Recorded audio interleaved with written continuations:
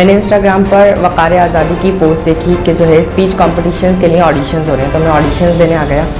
Auditions میں finally top 10 speakers میں select ہو گیا. اس کے بعد ہم لوگ ادھر آتے رہے، آڈیشن سر وقار کے ساتھ میٹنگز ہوئیں، پروموز ہوئے، اور دین آج فائنلی گرینڈ فنالے کا دن آ گیا. کمپٹیشن بہت زیادہ ٹف ہے اور مجھے ٹائم بھی بہت کم ملا تھا اسپیچ کو پریپیئر کرنے کا، تو بس یہی ڈر ہے کہ کہیں فمبل نہ مار دوں. تو اب دیکھتے ہیں کیا ہوتا ہے.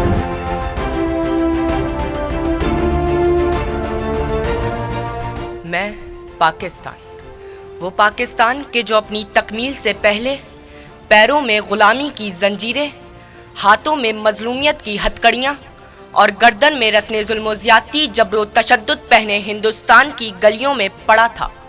یہ بات ہے 19 کے دہائی کی کہ ابھی پاکستان مورز وجود میں آیا نہ تھا.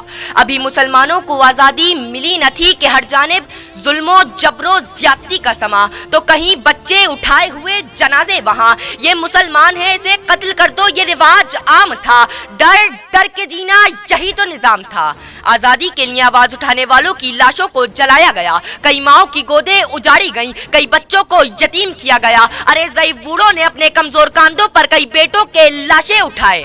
صدر علی وقار کہ اب ایسے میں تاریخ تکتی تھی راہ ایک ایسے شخص کی کہ جو انصاف دلائے گا، ان ظالم جابر جھوٹے لوگوں سے ہم کو نجات دلائے گا.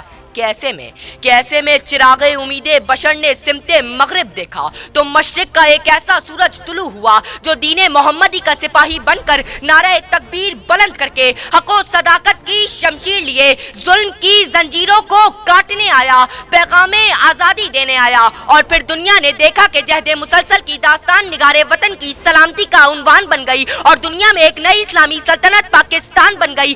27 رمضان المبارک کی رات امت محمدی کو قرآن کا تحفہ دینے والے پروردگار نے 27 رمضان المبارک کے دن امت مسلمہ کو پاکستان کا تحفہ عطا کر دیا.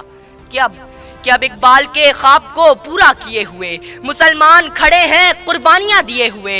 اے قائد تو نے کر دکھایا کام وہ جس سے ذرہ ہے آفتاب کو حیران کیے ہوئے، ذرہ ہے آفتاب کو حیران کیے ہوئے. کہ صدر علی وقار میری آنکھوں کے سامنے فیروز خان ہیں جو کارگل کی جنگ میں دشمن کو مات دیتے ہیں اور تمغہ جرت حاصل کر کے آفتاب کو حیران کر دیتے ہیں. پھر میری آنکھوں کے سامنے بہادر نوجوان ٹیپو سلطان ہے جو دشمن کو مات دیتے ہیں، انگریزوں کو دھول چٹاتے ہیں اور شہر محصور ہونے کا لقب پا کر آفتاب کو حیران کر دیتے ہیں. پھر میری آنکھوں کے سامنے کمسن فاطمہ بنت عبداللہ ہے جو زخمیوں کو پانی پلانے کے لیے آگے بڑھی تو شہادت کا رتبہ پا کر آفتاب کو حیران کر دیا. پھر میری آنکھوں کے سامنے شہید مقبول حسین ہے کہ جن کی زبان کاٹ دی جاتی ہے، ان کے ناخن چیر دیے جاتے ہیں اور انہیں پاکستان مرد آباد کہنے پر مجبور کیا جاتا ہے. تو وہ اپنی کٹی زبان کے بہتے لہو سے دیوارے زندان پر لکھتے ہیں پاکستان زندہ باد اور آفتاب کو حیران کر دیتے ہیں.